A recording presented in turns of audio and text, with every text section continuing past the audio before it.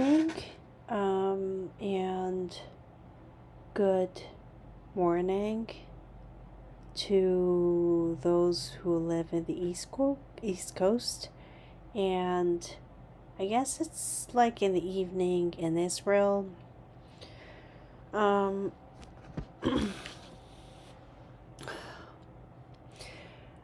was very sick, not physically, but I was not really, well, I was not feeling well yesterday, and I could not just speak on my podcast. And instead, I was talking to my friend on my phone. Uh, yeah, I was about to cry. And you know what? It was not because of, just like, just experiencing breakup or something. Just, I was feeling terrible. I just like to refrain from talking about it, but January 27th was the Holocaust Memorial Day. It was the 80th year this year, and it was very special for the Jewish people. And at the same time, a lot of Israeli people and those who have relatives in Israel and those who support Israel are going through the nightmare right now. I really do not have words, but I have a friend. I will invite him as a guest on my podcast. He is a very good friend, and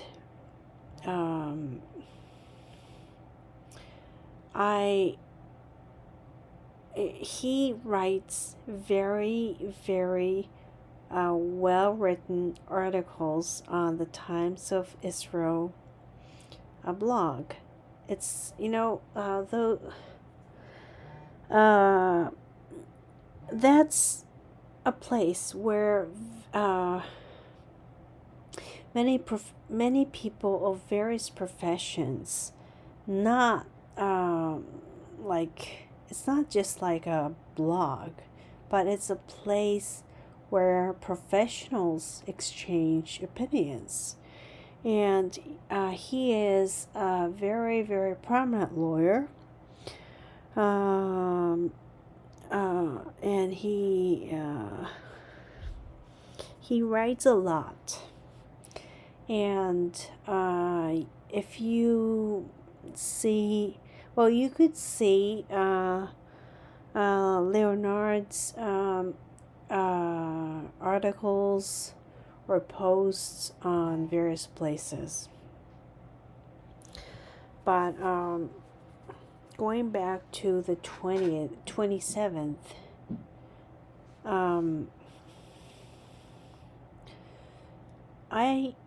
there was so much in my mind, and I just decided to think back myself of a woman and a girl who lost her life at the age of 15. Some people think that, may think that, she wrote a diary. She became famous. Her entire family went through such a tragedy. Well, Otto Frank, he was born in 1889 lost his wife and his beloved two daughters, Margot and Anne, in Auschwitz. There was actually a woman who buried Margot and Anne. She is a Dutch woman. I wrote about this on X and some other social media profile, but I'd like to post it on my public Facebook as well. I mean, it's late. It's 28th.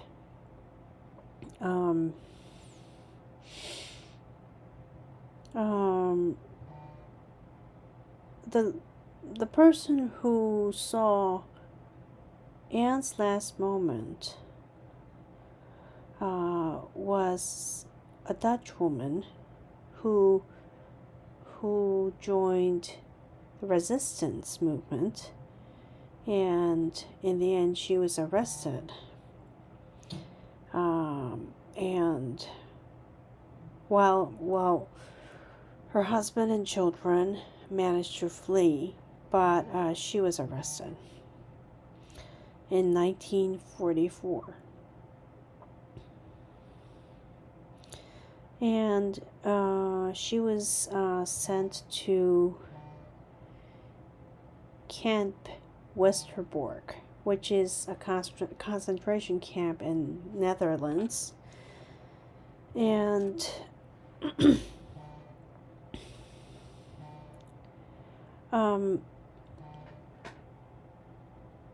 actually, Anne,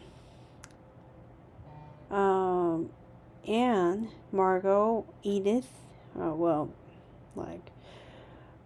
and Jenny. No, I'll call her just Jenny. Well, it's her nickname, and she was sent to the Auschwitz, the same place, and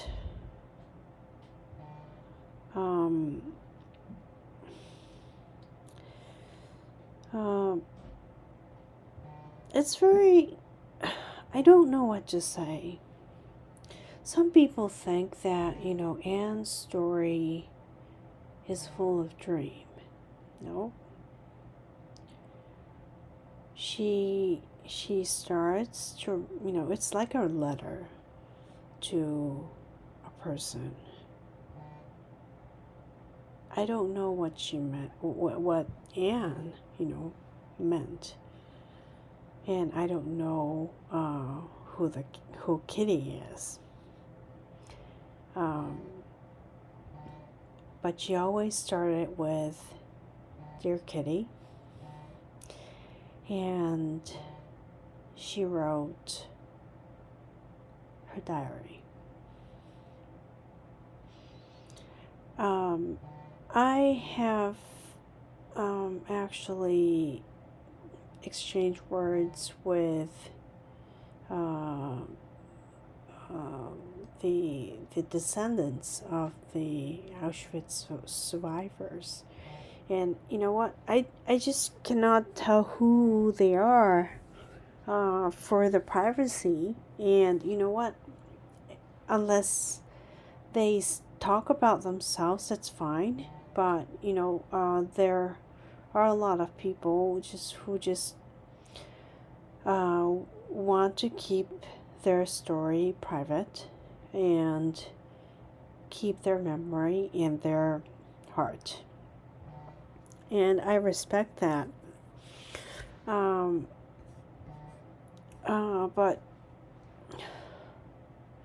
But Anne's story, you know what? It's not a story of a dream or a story of heroism. I mean, she was a very brave woman until the last moment, but what she went through was a horrific tragedy. And it was so tragic that she could not survive. It is just so sad. And that was 1944, well, sometime in February or March in 1945. It was just a few months before the liberation. But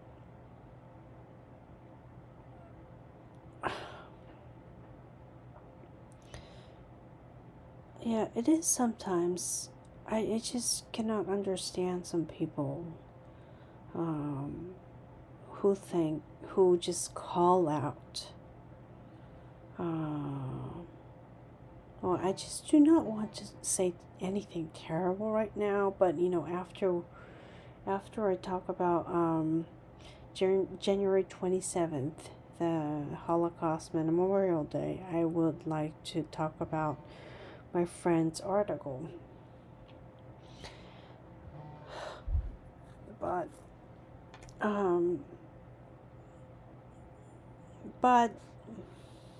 thanks to Otto's effort, Anne lives in everybody's heart. Everyone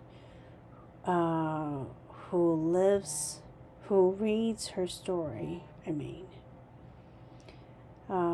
and get inspired. Anne lives in their heart. And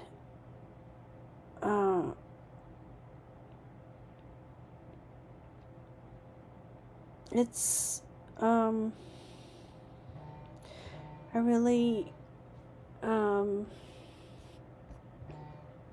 very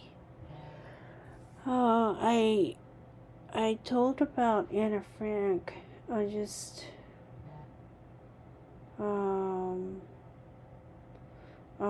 about a few weeks ago to my friend, but I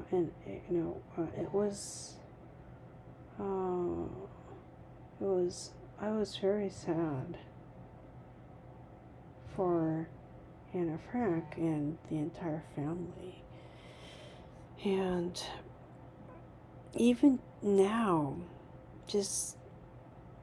I pray for the victims of the Jewish people who went through the Holocaust and who became the Holocaust, who became victims on the Holocaust and could not make it to this day.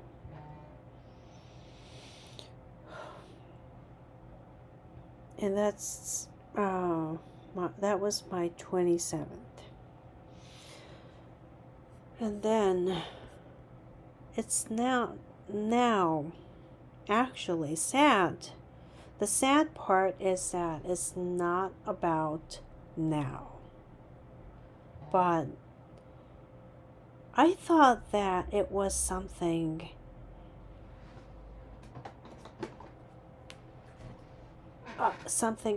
of the past, and something that we have to learn. It was like a lesson that we had to learn from the history. Then, as I said at the very beginning of this podcast, I was learning Hebrew. I just started learning Hebrew, like online, from a woman in France. And then,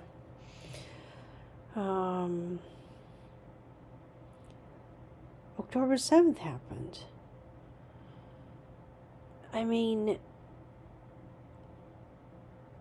I did not want to hear what happened because it sounded like it was very bad.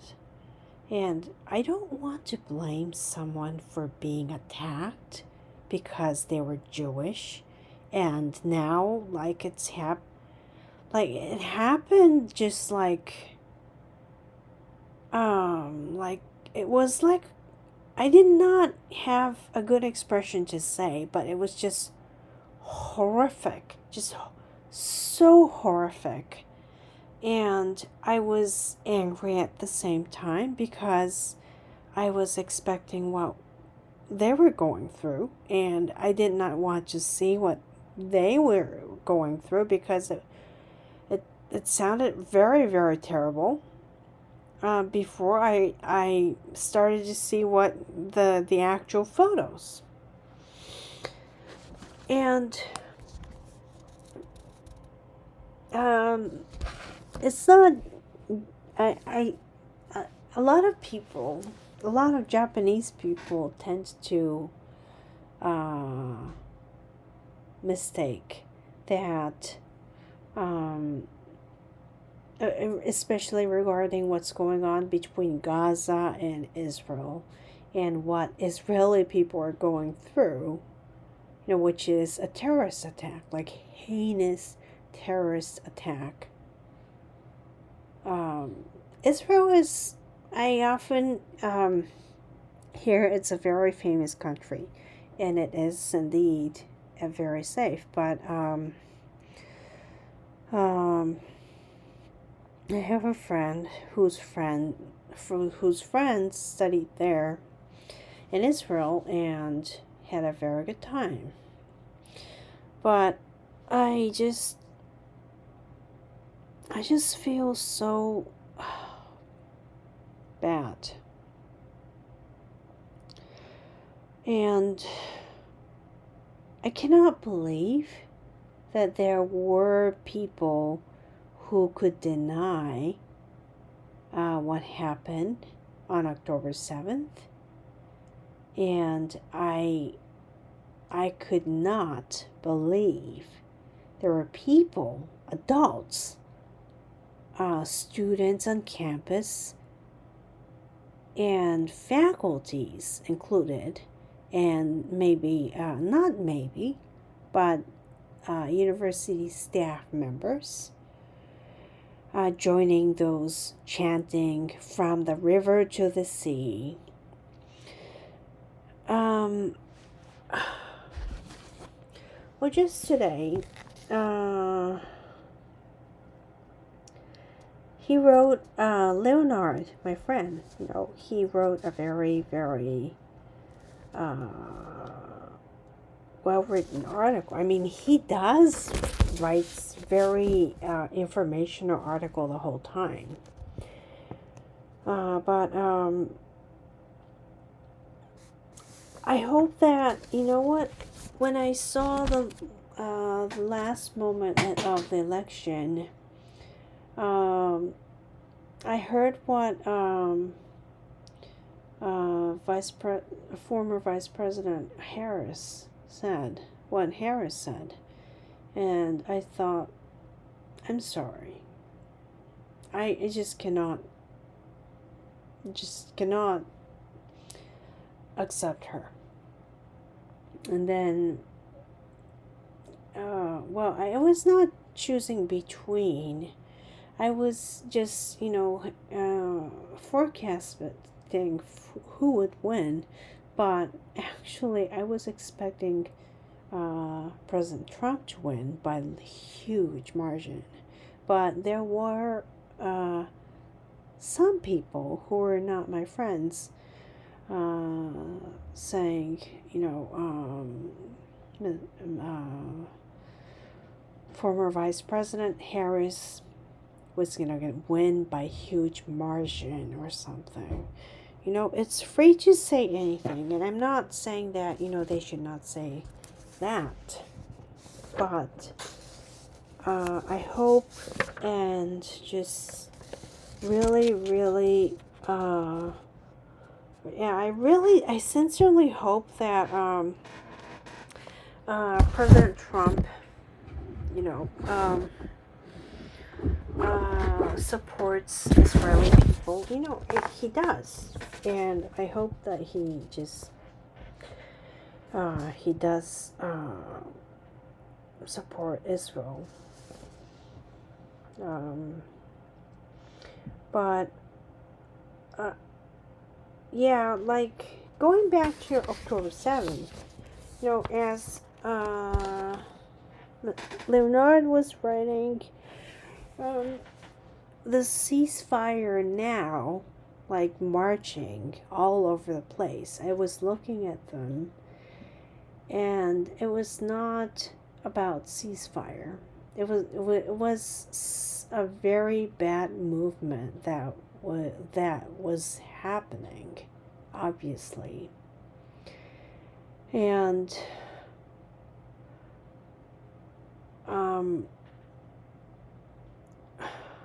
it was like an uprising, really. You know, as he writes that way, and it's true. And you know, like I saw see, like, I have to say this because Columbia faculty like David Shaw, he's a professor there, and like his ID card was like became invalid, and he was just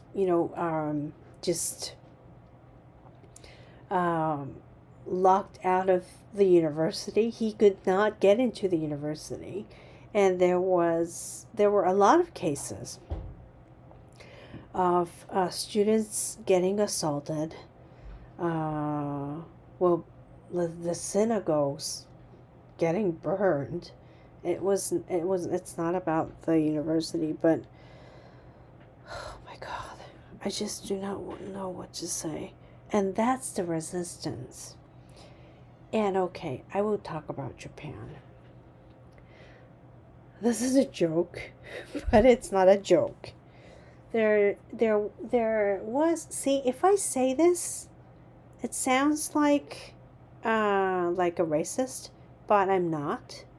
But there was this Palestinian, whatever. I will not talk about his real identity, but he is Palestinian, really. And he is a rap, like made a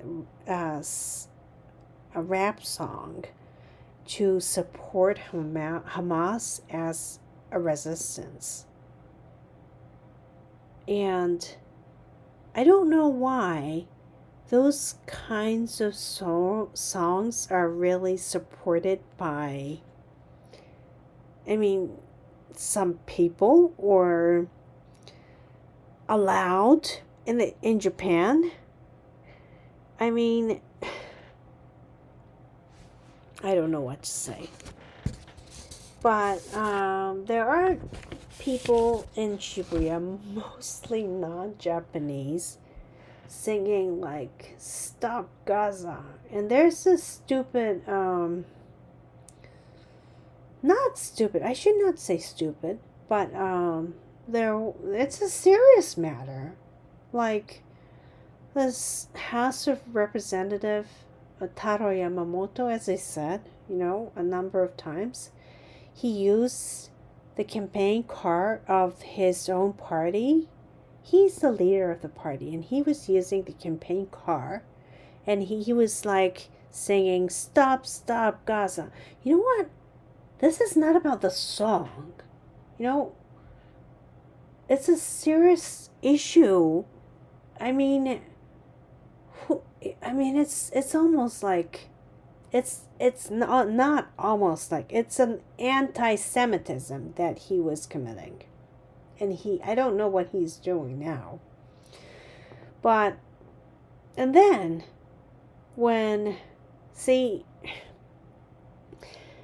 I don't know how many people know, But UNRWA has been singing. Well, UNRWA student had been singing or has been singing. Burn the Jews! Like those kinds of things. And when I heard it 10 years ago, that was the first time I ever got so disgusted. You know what? I just was so surprised that my friend just not like online just complaining so bad about the UN, and I thought that was kind of like his bad experience in the UN. And then he showed me, like, you have to see this fact about UNRWA and Israel. I mean, see, I did not hate Israel at all. I really liked Israel. I have liked Israel since childhood.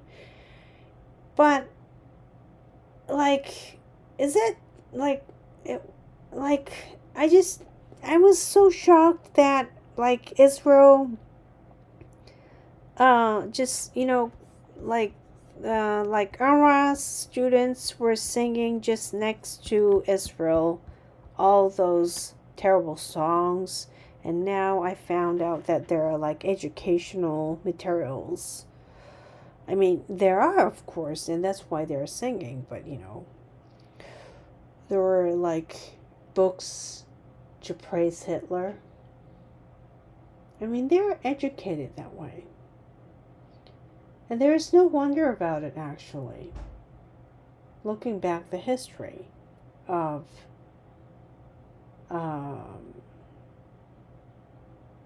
not Israel, but well, I should not say Palestine, because the former Palestine Post is now Jerusalem Post. I mean,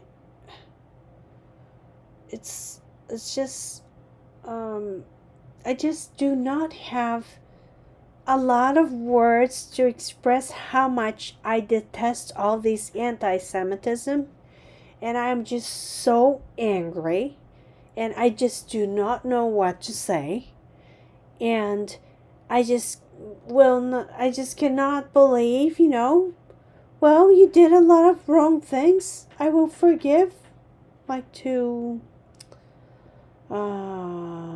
someone called Sadako Shigenobu. No, Fusako Shigenobu. And, Japanese people know who she is.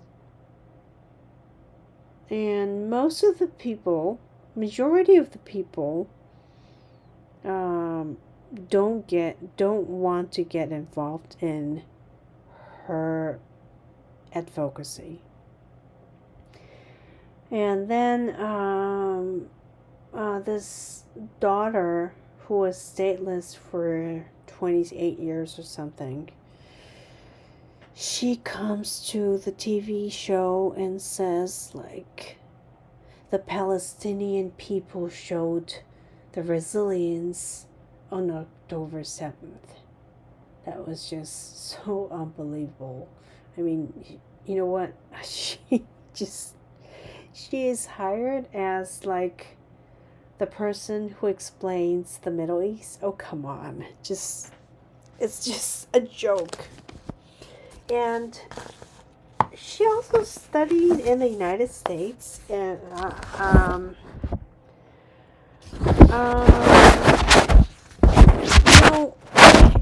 I've also heard about SJP, like student justice in Palestine, for a long time. But you know what? It's not just because of Israel, but it goes back to September 11th. And I would be scared to talk about them because, number one, I might get attacked. Number two, I I might be considered as a racist. I mean, Hamas is obviously calling for death to America, which is the same as Osama bin Laden. And they're about the same as death to Jews as well, because of the history of the Middle East.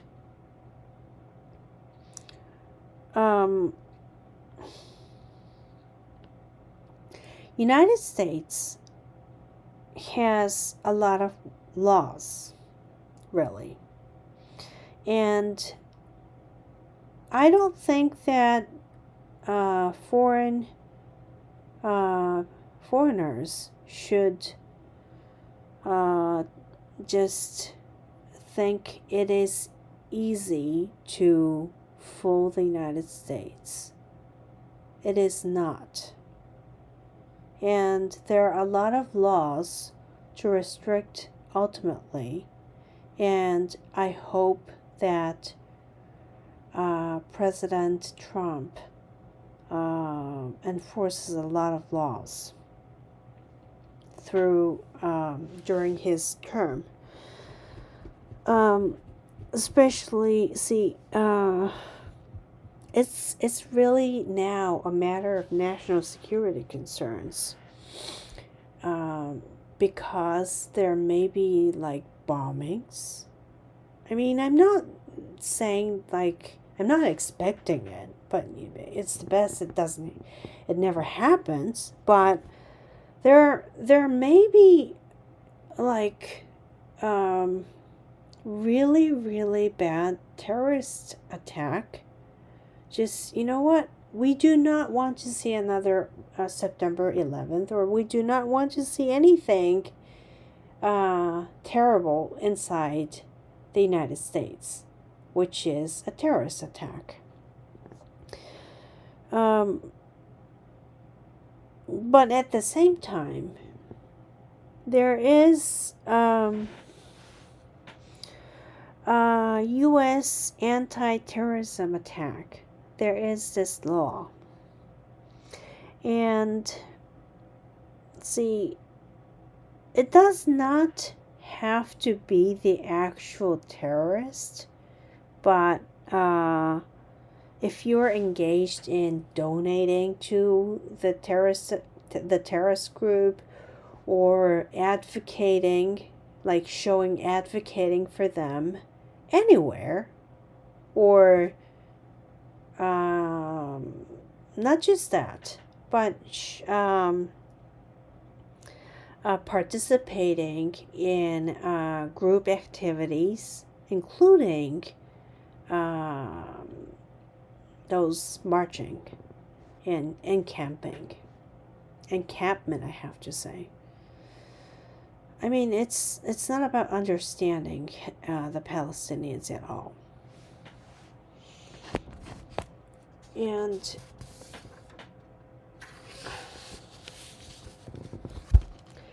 I don't want to talk too long, but I will post the URL of my friend's article in Jewish News Syndicate. It's really, really well written, and I hope people read it. And also, I just see, I'm just too. Yeah, I had just too many shocking things yesterday, and then I was thinking a lot about the Holocaust Memorial Day at the same time. And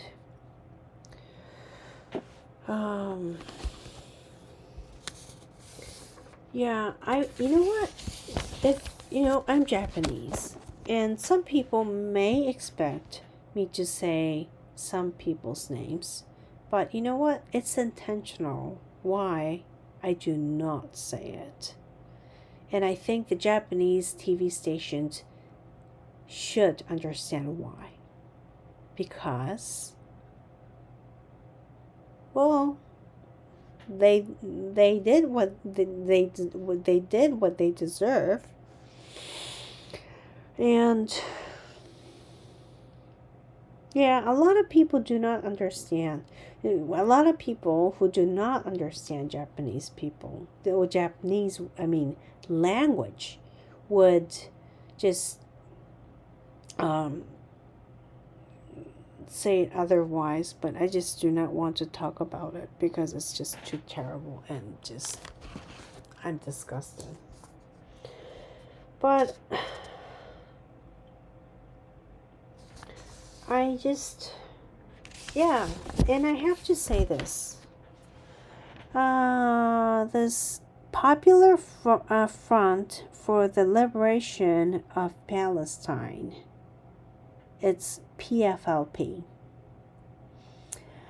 I have to say this. A Jewish woman was dragged out while the Irish president was speaking. And there is this ongoing case in ICJ, and over, this court case is against Israel. But South Africa brought this PFLP member, like the core member of PFLP, who commit terrorist attacks against Israeli people. And they brought as a representative.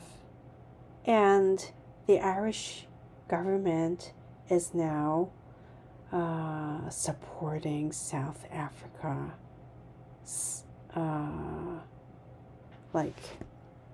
court appeal.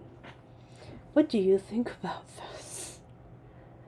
I don't see, it's not nothing right about this. All these things just, and it's not just about out of jurisdiction, but it's totally illegitimate. It's just horrible, and I just do not know what to say. It's, for Japanese people, I would say that they might think that they are not directly involved in certain activities of the terrorists, but they could be prosecuted in the United States if they were involved in certain activities. And I'm not scaring people, but if they want to go to the United States, they should know about the laws better. I really feel that way because it's very dangerous to do certain things. And it's not just certain things, but this is anti-Semitism. And we cannot go to the priest, like the former terrorists, and say, ask for forgiveness and just and say, you're forgiven. You know what? It's not forgiven. And it's not about Buddhism ultimately. Those people, those women, the Husako Shigenobu and her daughter. Yeah, the daughter went to the famous novelist, and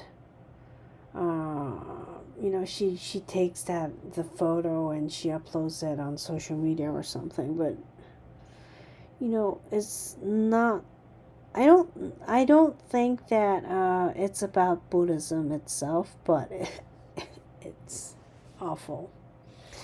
And lastly, whatever people say, if they don't know about anti-Semitism, they are the ones who need to learn about it.